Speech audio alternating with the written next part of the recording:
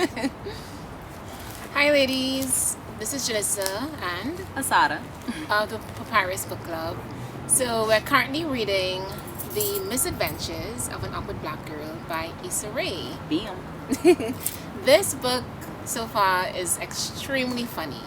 As many of you may know, Issa Rae, she was a creator of a web series, actually I think more than one web series, but she has catapulted into the limelight due to addressing somewhat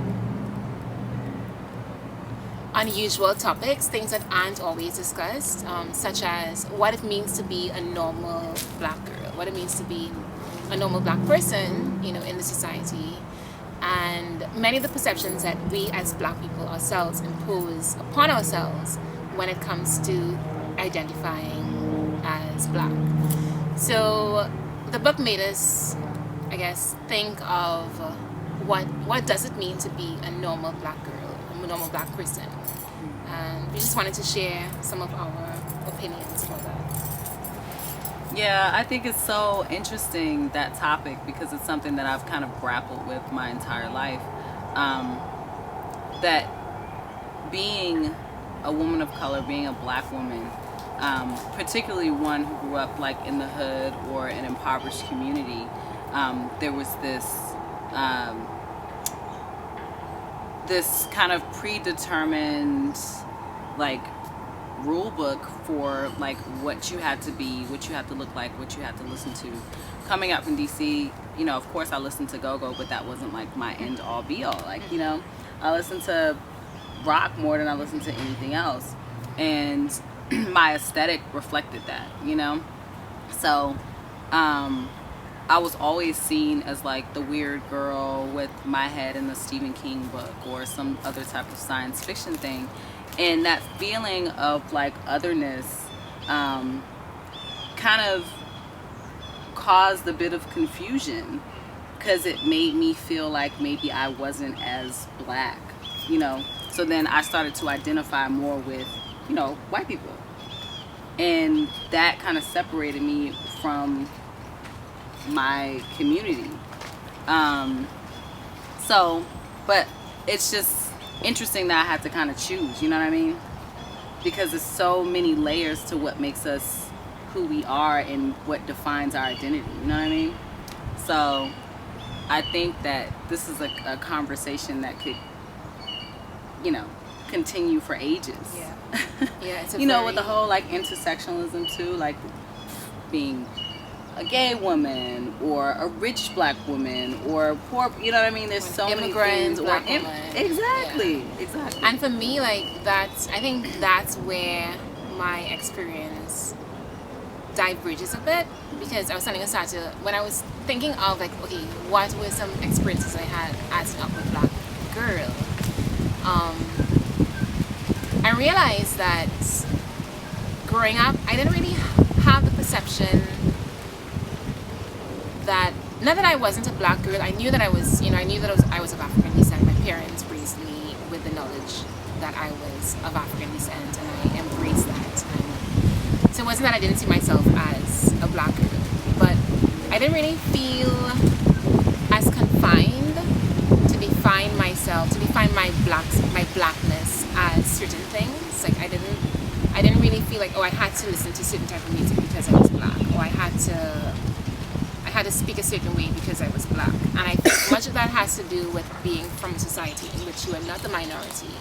I think when you see yourself reflected in people who occupy a myriad, number of roles in society, you don't see as many limitations with how you can define yourself, so I think growing up as a black girl in Trinidad and Tobago, in the Caribbean, where there were so many examples of what I could be, I didn't feel as constrained. I didn't feel as constrained with how I defined my blackness.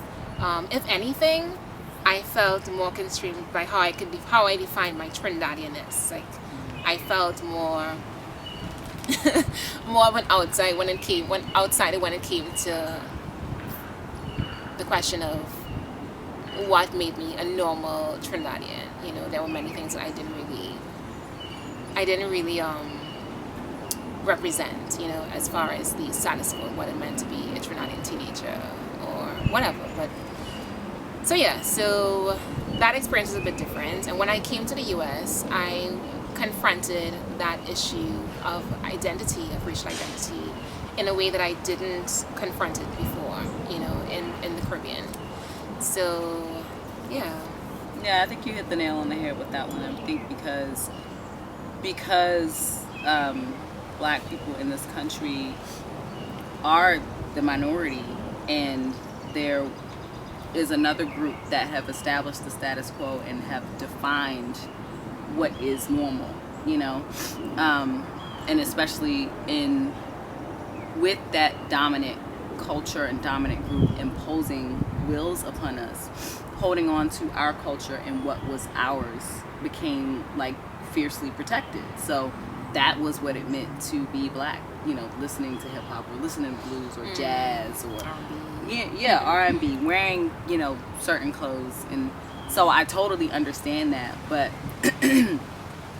in branching out into the broader cultures and stuff, you start to feel a little bit ostracized when you don't solely kind of claim that culture. So it's interesting. As I've grown, you know, I've been able to kind of come to grips with that and see how we've influenced so many things that are so-called not ours. Exactly. You know? Exactly.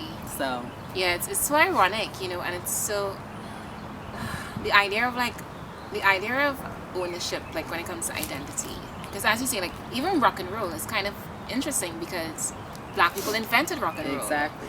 But you know, it came to be seen as something white, you know, and which was by design. Which was by design, you know, and you wonder, years from now, will hip hop be seen as something white? Right. Will reggae be seen as something white? Right. I mean, because I just saw something on Instagram where they were like, Joss Stone won for like reggae album of the year. I was like, what the frig? What? Yeah, like they're ridiculous with it. So, and I guess like, so when it comes to defining normalcy in terms of what it means to be Black, does it come from a place of promoting solidarity or promoting community? Like we kind of want to keep ourselves, I don't say contained, but we want to keep ourselves together, you know, so we set certain parameters to be able to enrich, yeah, you know, yeah. But it's a double-edged sword, because then those things could be limiting, you know, and those things can prevent us from advancing. Those things can prevent us from empowering ourselves, and they're just plain silly sometimes, you know, like the notion that Black people don't swim. Like so many people in this world who are Black live by the ocean, you know, and they've lived by the ocean for centuries. You know, many of our ancestors came from places that were on the sea. So there's so many things that we have embraced as abnormal, or that we defined as abnormal for Black people to do. Yeah, and it may be born out of like maybe simply not having the resources. Right, to do exactly. That. So it becomes this other thing that because it's not accessible to us, it becomes that's what other people do. We don't do that. We don't hike, or we don't, you know, like basic things like that. Right. So and we shouldn't, you know, I definitely think that there is beauty and there are benefits to claiming certain things as our own, you know, but we don't want to do it to the extent that it's limiting, you know, or that it's damaging. Because I think one example of that is telling Black children, or saying that Black people don't swim, and therefore not teaching a Black child how to swim, and he or she could drown, you know.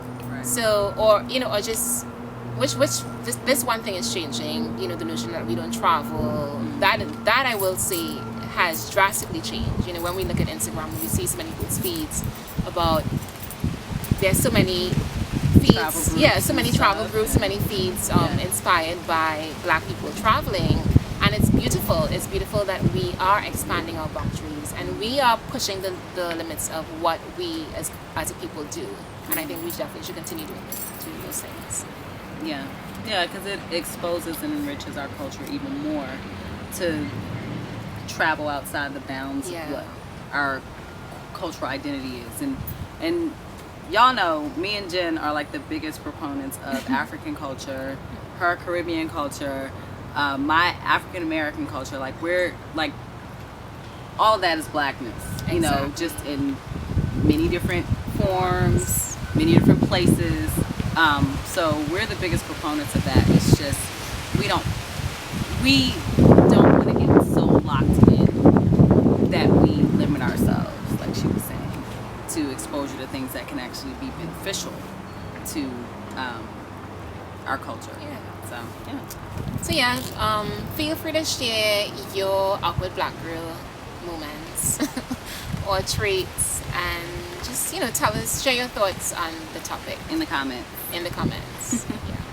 And soon we will be sharing the review of the book These Adventures of an Awkward Black Girl by Issa Rae. So if you haven't got it, get it now. Peace. Peace. All right, peace.